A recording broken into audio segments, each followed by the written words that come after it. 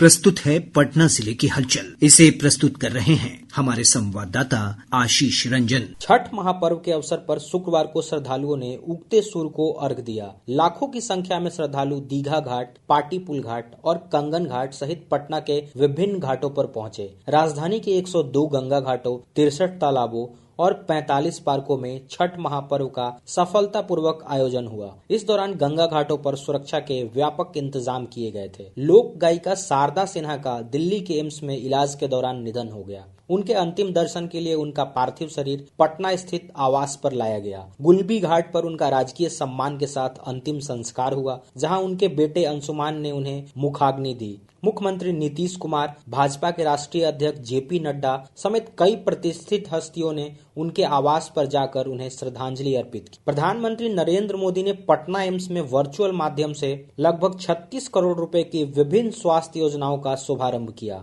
इस अवसर पर बिहार के स्वास्थ्य मंत्री मंगल पांडे पटना एम्स में उपस्थित रहे। प्रधानमंत्री ने 70 वर्ष और उससे अधिक आयु के नागरिकों के लिए 5 लाख रुपए तक के मुफ्त इलाज की सुविधा भी शुरू की। स्वास्थ्य मंत्री मंगल पांडे ने प्रधानमंत्री का आभार व्यक्त करते हुए इसे बिहार के लिए एक बड़ी उपलब्धि बताया।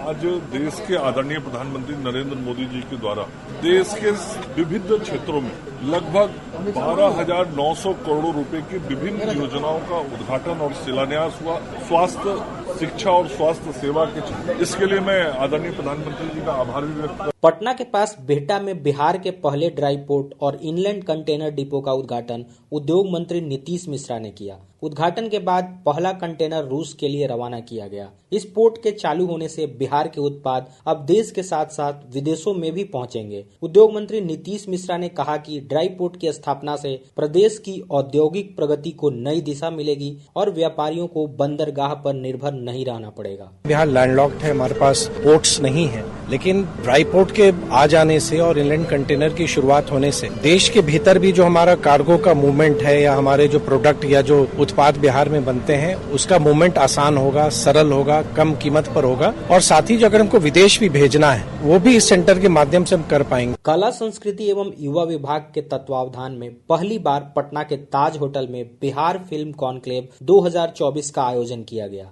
कॉन्क्लेव का उद्घाटन उप मुख्यमंत्री विजय कुमार सिन्हा, सांसद एवं अभिनेता मनोज तिवारी और रवि किशन ने किया। इस अवसर पर रमणीय शूटिंग स्थानों पर आधारित coffee table book Bihar bioscope का लोकार्पण किया गया। अभी आप सुन रहे थे पटना जिले की हलचल। इसे प्रस्तुत कर रहे थे हमारे संवाददाता आशीष रंजन। और अब प्रस्तुत है पूर्वी चंपारण जिले की हलचल। आलेख हमारे संवाददाता आलोक कुमार का है।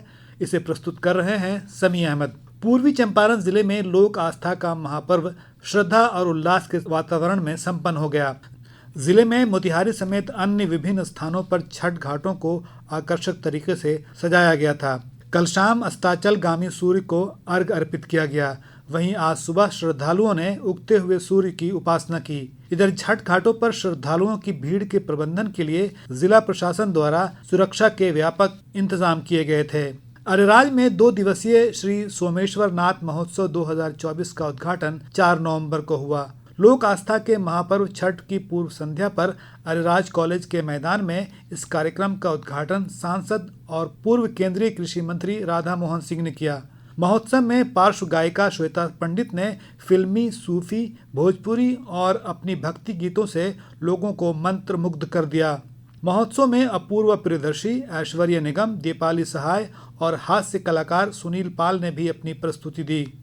जिलाधिकारी सौरभ जोरवाल ने मोतिहारी शहर में एक निजी स्कूल में आयोजित कार्यक्रम में बच्चों को दवा खिलाकर कृमि मुक्ति अभियान की शुरुआत की।